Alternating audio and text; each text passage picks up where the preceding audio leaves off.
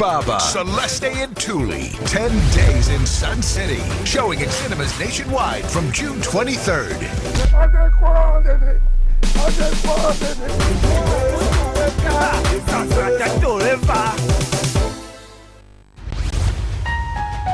The following program is rated 13. Parental guidance is advised. Tonight on Moments, we look at life after insurgency in a northeastern part of the country. Our hosts are joined by Gabriel Osiwomekwi, the founding member of the Christian Faith Ministries, who takes us into what life has been like for the survivors of the insurgency. First, let me tell Nigerians that the crisis in Northeast was real. It happened. And so many people died and so many children and women were displaced. It all starts now.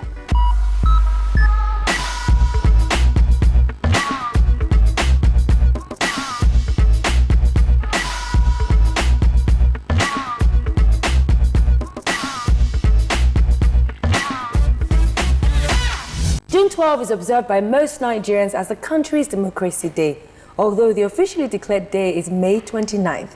With democracy, are we now a better people? Women and children suffer unspeakable atrocities in war times, with up to 2 million children killed in the last decade, this according to the United Nations statistics.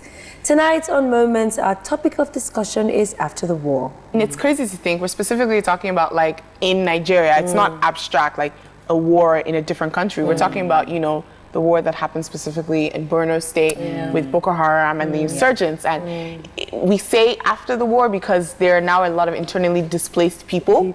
And the question is, how are they going to rebuild their lives after, you know, Boko Haram has ruined everything? Do you know what I think? I feel like there's a huge disconnect, you know, and it always happens because you're not directly affected. But I remember one time I just decided to just have a chat with my gate man because they changed them very often. And this one, I just, you know, just wanted to just have a sense of, because I feel like sometimes we're also in our business, getting out, coming in, just not even saying hello. So I just took an inkling, asked him what his name was, where he was from. Turns out he was from Borno State. The war had them displaced. He found himself in Lagos by getting behind a truck. He had no idea where his other family members were. And, you know, he was from a quite okay home. His father was a businessman, but now he's a gate man in Lagos. And I thought to myself, wow, if only we take a moment sometimes to not live in our moments, but live in other people's moments, you realize that this is someone who had a bed, had shelter, and is now leaving, opening gates and closing it. And what you're saying is so amazing because I think here in Lagos, we can be a bit disconnected from the north. Like I didn't even know that so much was happening, you know, apart from reading in the newspapers. But the reality of it, you know, you're saying your gate man is someone close to home, someone who can actually and he couldn't identify. find all the other members. He didn't know if they were alive, if they were dead. And I thought, wow. Yeah, I think what's crazy is to think, you know, we're always listening in the news and we're hearing about what's happening in Libya and how, you know, people are fleeing to Europe. But here in Nigeria, literally, there's so many people who don't have homes. Like, they're now refugees. So we're really glad that we're having this conversation today and we're talking about life specifically in Nigeria for our northern brothers and sisters after the war. The conversation continues when we come back with our guests.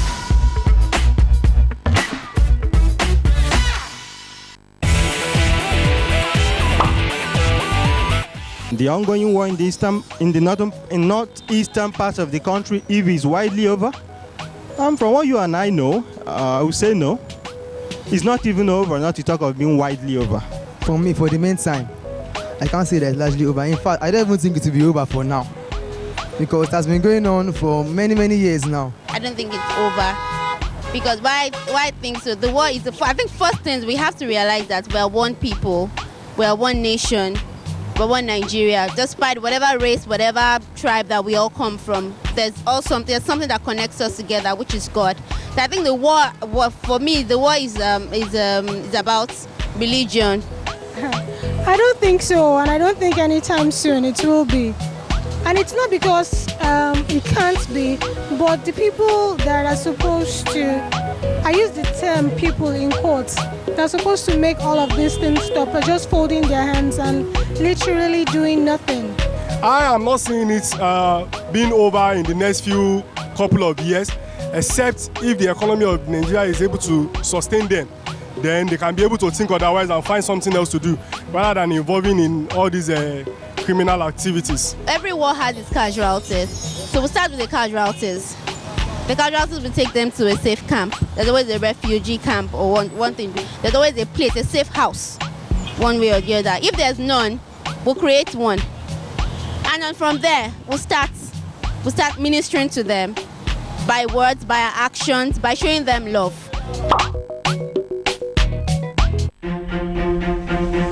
A continent on the move needs a bank on the move.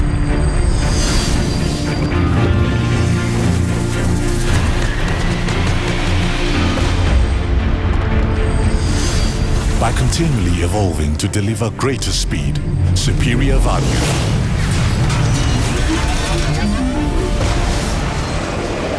and ever more efficient, more responsible solutions.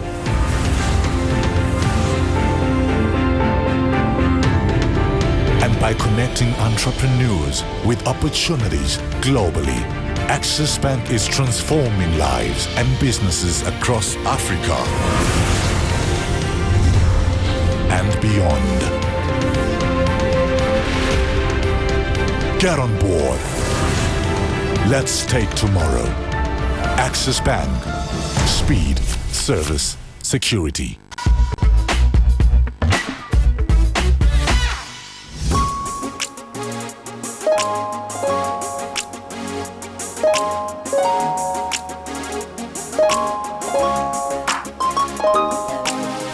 Welcome back to Moments. Gabriel Aiso is one of the co-founders of the Christian Faith Ministries. He's our guest today and he joins us right now.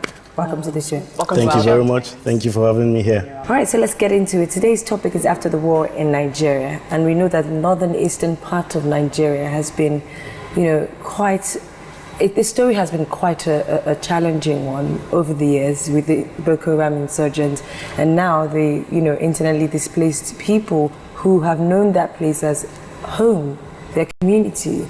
Now there's nothing to look forward to. I mean, what do you, as a Nigerian, before I even go into your work, how does that make you feel? Sad. It shouldn't have happened in the first place. If there is equity and justice, there will be peace. And one of the major challenges we are having in this country is because we have neglected this other part and we are striving for peace. It's a very sad situation in the Northeast, and even in the Plateau, it's not been easy. Can you tell us some of the stories that you have been previous to, maybe being present at the time, or maybe hearing of or seeing certain things? We have about 300 children, and most of these children have lost their parents. I don't know how far I can go here. Please go, because speak candidly. There's a lady called Miracle. She's about 12 years old. They held her father down, slayed the father, and made her watch. These are the kind of children we have in our homes. I mean, no sane society will condone acts like that. A lot of stories. And these children are traumatized. And one of the things we do is to try and heal them. And God has been helping us in that line. Wow. And I would really like to ask you, do you feel the situation in the northeast part of Nigeria is really largely ignored? Because I know in Lagos, as we are here, we feel kind of separated from it. You read about it in the newspaper, but because it's not on your doorstep, you don't feel the impact, like the child you described, Miracle. You don't see or interact with children who've been affected by the war. So do you feel that there is a disconnect with other parts of Nigeria and the northeast? Very well so. I think that the other part of this country, the southern part of this country, don't really understand what is going on in the north. Our life is at stake every day. These things are real. I mean, sometimes you read it in the newspaper and then somebody just tells you this thing is not real. We have gone, we have seen. We have children with us. And we know that these things are real. There is a disconnect. Yeah. Now people down south don't really understand in full what we are talking about in the north. And you mentioned that your organization is based in Plateau State. Yes. And Plateau State has had its own, fair share. You guys have had stuff happen as well. But we want to talk a little bit more about the Northeast and how you were able to, the children who were displaced were able to be connected to the Christian faith ministries. How did you guys start work in the Northeast? Okay, there's a history to this work. And I would like to still connect it to Plateau State, if you don't mind. In 2014, Reverend T. E. Razak, blessed memory,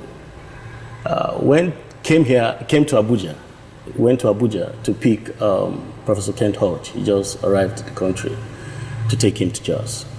And on their way to Jos, he was the one driving. He was shot dead by some Fulani headsmen. The case is still open, still investigating it, still believing God that some days justice will prevail. But that was our turning point. That was the point. It opened our eyes to see actually what an average Nigerian face every day, the challenges he's faced with every day.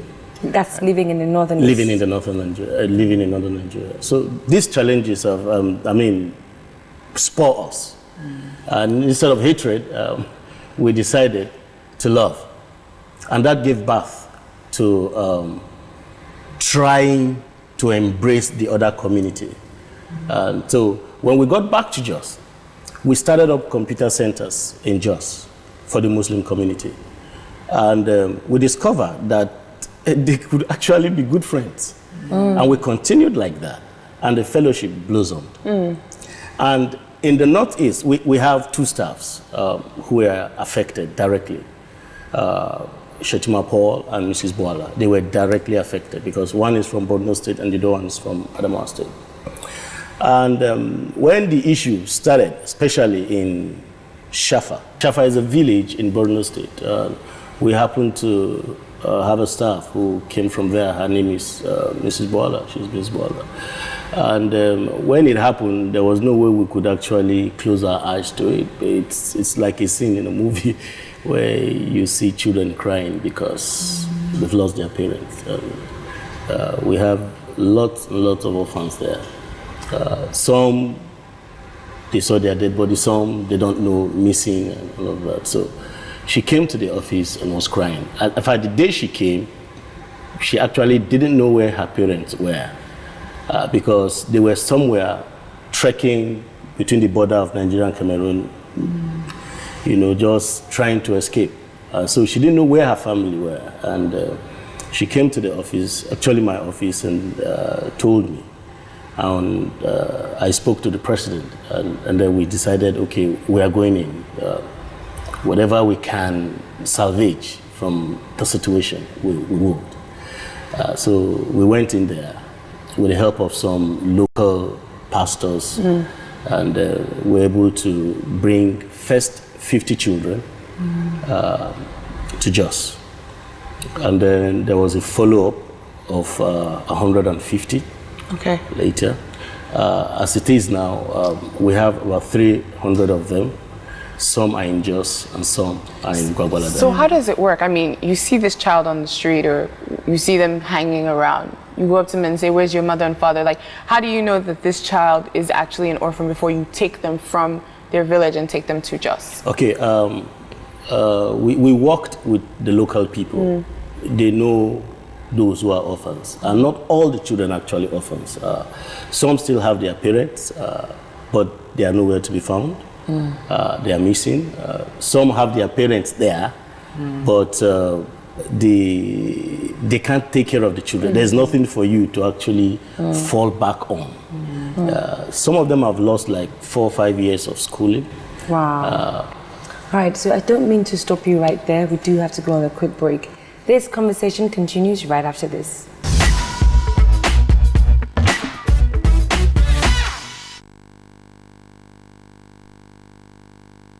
Hi there, it's your dolly bird, Tammy Doorface, and I'm proud to support You Report because it gives young people a chance to speak up on issues that concern them. If you want to share your opinions on issues like unemployment and improved education systems, You Report is the way to do it, as it helps amplify your voice and allows you to hold your government accountable. The steps are very easy. Text JOIN to 24453 for free on all networks, and like us on Facebook at You Report Nigeria. Join You Report today and make your voice count.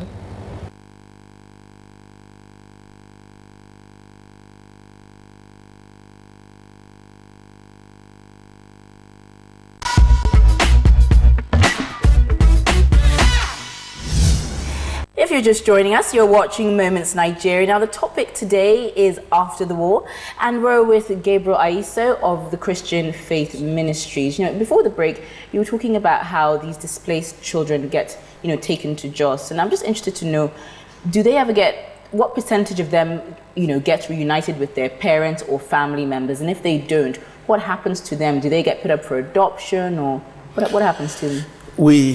We try not to give the children up for adoption because we don't know where they are going. You can't be very certain of where they are going to. So we don't give them up for adoption. Okay. We're keeping them. Yes, it's sometimes difficult. What with 300 children is nothing. There are many more there. We cannot deny the good work that you and your team are doing. But I feel like for the benefit of people who are up in the south and up in other parts of Nigeria, just because you've said it like twice, it's like a movie. So many people do not actually know how bad this situation is. Apart from letting you share with us how they can also contribute to your organization and helping us, we'd just like to ask to just paint a picture of what the IDP camps are and how displaced is displaced. For people who are sitting there thinking, well, they've been through this, but just to let people the consciousness, we need to begin to speak more about that so that people are now aware and going forward can now begin to do certain things. More organizations like yours can begin to be erected because you can't take all the children. Of course we can't. Yeah. We can't. First, let me tell Nigerians that the crisis in Northeast was real. It happened. And so many people died and so many children and women were displaced. There are IDP camps all over northern Nigeria. Have you been to any one of those camps? Yes, we've been to, the team has gone to Maiduguri. We have visited 2 IDP camps with our own lean resources and just to support them. There are also reports that in these camps, all sorts of crazy things happen. There are reports of children being raped. Yes. There are reports of food being rationed where the people that are supposed to even protect them are now even, part of those that are selling food to them, and also craziness that's happening. That is very true. They are happening. That's one, I won't call the name of the IDP camp in the plateau, where people, churches rose up and donated food materials. But at the end of the day, the food materials were not actually given, they were sold. So where do they expect them to find money from? Who? I mean, the people they're selling these things to, because these are people who are internally displaced. They don't have they don't sell to them. Oh, they're selling they take it to the open market and sell it. So they leave them hungry. Exactly. Yeah. We have situation where people are actually hungry in IDP camps. Wow. But that is not to say there are no genuine camps where people are helping. Now, we want to talk a little bit, about the camps and also about, the work that's going to be done in the cities and in the towns and in the states where a lot of these people have left. What's the process of rebuilding? Is there any potential for these states to, get their heritage back and for people to be able to comfortably say, okay, I can go back to Borno, I can go back to Yobe, I can live there and have peace of mind? I mean, just also add to what she's saying, we knew about some communities like Bama, for instance, where the Boko Haram completely took over. And then with the army, invading and taking back power, seizing back power, they were also advising a lot of these people to come back to their communities. So as someone who has been on the other side of helping, do you think that mentally they're able to go back and live their normal lives? I mean, what is the future for these people if they have to go back to their communities? It's a challenge. If I were there My parents were slain before me. My house burned. Then you ask me to go back. To what? Go back to what? And is there assistance that's being offered? If they do go back, will they get some kind of government assistance in terms of housing and living? And well, government is trying to build houses. And they are trying to, I think government is involved now, trying to resettle the people. But you just don't tell them to go back. There must be something to fall back on. I agree. Yeah. But what is the biggest issue? Because when we say life after war, which is what we're talking about, what is the biggest issue with development and just getting back to how things were? What is the biggest challenge in there? Do you think that the Northern East, I mean, those 4 states, for instance, the Borno, the Adamawa, and Yobe, do you think they can go back to what things like, or even be better than the war, than before the war? Fear is the biggest challenge. Okay. And the fear of tomorrow, the fear of the future. There's this, they are always knocking at the door. Will they come back again? Will they hurt us again? That's the challenge. Let's also talk about the crux, I mean, the reason, because people have had different reasons, and people have tried to define the insurgents' attack or the Fulani headsmen. Some people think it's religious, some people think it's political. But you and I can both agree that either religious, political, the grassroots suffered the most. People who had no business being in the middle of it all. Now, this casts our minds back to Yobe, for instance. You know, Buniadi, the town in Yobe where there was a school that had boys who were shot in their sleep and killed. And with such an act, and you've talked about fear, what do you really think, in your own words, or just knowing, interacting with these people who have gone through this, what do you think they feel is the reason for what happened to them? I think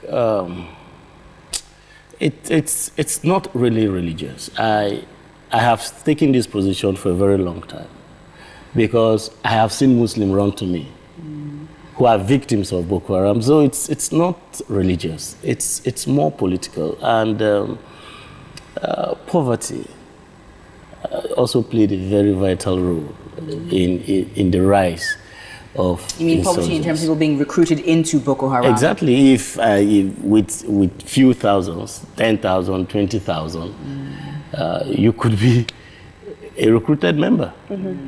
Just a few stipends, you are there. You know, if these people have education, illiteracy also played a very vital role. If these people have education and they have a source of livelihood, that's why I said initially that there is need for justice. There's need for equity.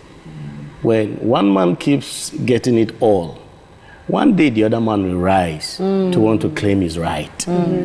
So in trying to do this, knowing fully well that we are all created equal, so why should you have always and I don't have all the time? And so a day will come when I will rise to want to take my portion that you have taken. And I think that has led to all of this. And then my message always in Plateau and all around is one extreme does not solve another extreme. Now, really quick, Mr. Gabriel, before we let you go, we want to find out if anybody's interested in, you know, contributing, donating to the ministry. How can they contact you? Please just go to www.cfaithministries.org. cfaithministries, one word.org, and you will see. One of the major challenges we're actually having is finance. We need to take care of these children. And we are counting on well-meaning Nigerians to actually support. So it's called C-Faith? C-Faith Can you just Ministries. spell that out for someone? C-Faithministries. Okay. So just the letter C, Faith yes. Ministries. Yes. Okay. Fantastic. Right. Well, thank you so much, Gabriel Aiso, for coming on and talking so earnestly about the work you're doing with the Christian Faith Ministries. Thank you for having me here. You're welcome. You're welcome. It's now time for a very short break, but we will be right back.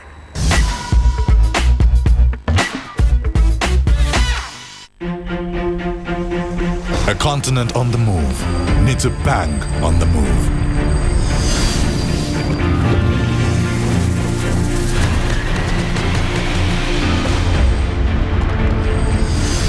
By continually evolving to deliver greater speed, superior value,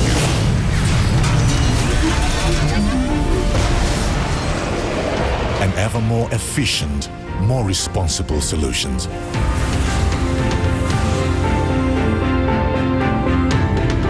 And by connecting entrepreneurs with opportunities globally, Access Bank is transforming lives and businesses across Africa and beyond. Get on board. Let's take tomorrow. Access Bank. Speed, service, security. Welcome back to Moments Nigeria. We've had one of those very sober episodes, and for me, in a nutshell, I shared with you guys already how one day, just out of, you know, the need to just communicate, I decided to even speak to my gate man, and I found out that he was from Borno. I think Bama, actually, and he didn't know where his parents were. And just listening to him talk to us about that, and the girl who had her parents slain just killed in front of her, it just made me realize that there's a huge disconnect. No matter how you want, we hear about Libya and other countries who are experiencing, you know, a war. Truth is, we are in one. We were in one. We're living in a country that in the northern eastern parts, and we would still go out every weekend and go to weddings and take ashwebis, and there are people who can't feed. Shocking. You know what's interesting is talking about the disconnect. I remember when I had a friend, and this was when, you know, the situation was really bad and the bombings were constant.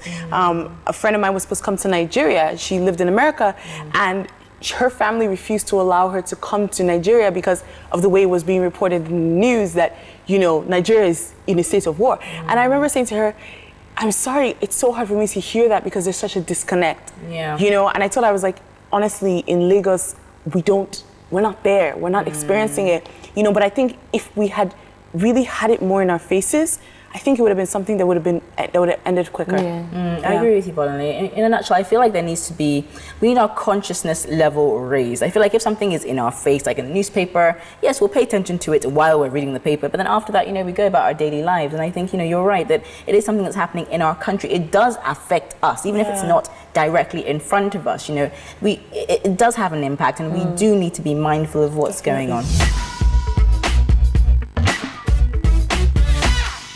Welcome back to Moments Nigeria. It's now time for the financial tip of the day, and it is sell stuff that you don't need. Take a look around the house and see if there's anything you're not using. By selling your unwanted items, you can free up money to put towards your savings. I really agree. We have so much junk around the house that we don't use, and actually, that's just money lying around that we're not utilizing. You can put it on all those new savvy online websites where you can sell reused stuff. Have a yard sale.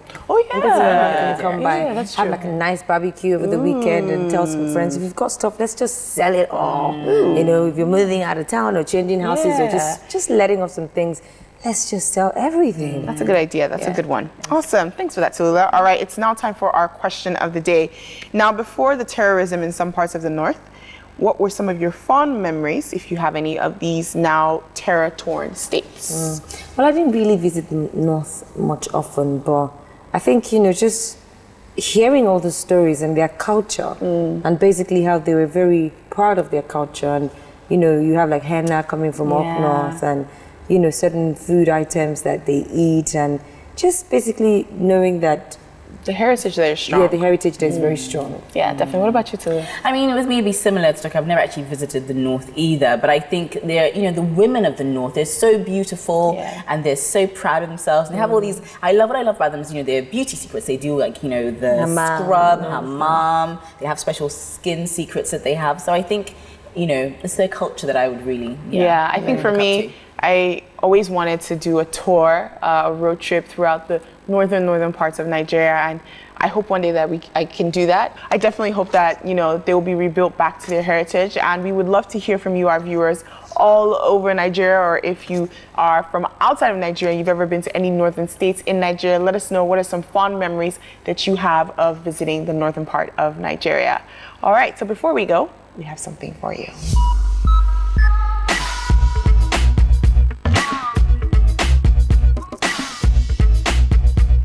All right. Very well said. Very well said. Definitely. Now, thank you so much for joining us on this episode of Moments Nigeria. We hope that we've all been inspired and also been educated about what's going on in the northeastern part of Nigeria. It's so important that we remember that they are our brothers and sisters, and what affects them will affect us as well. Always remember, if you can think it, you can do it. Bye-bye.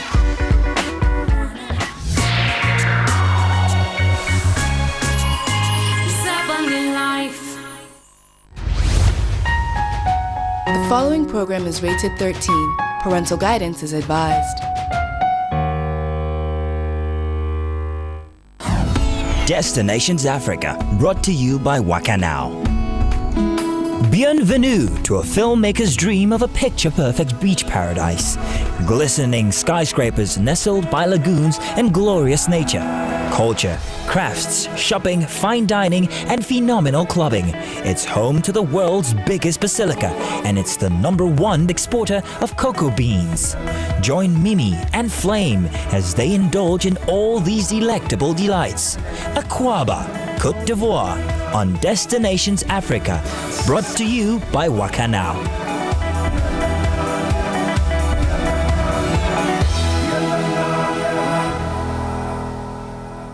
I'm Mimi Onolaja. I'm a TV presenter, blogger, and budding actress.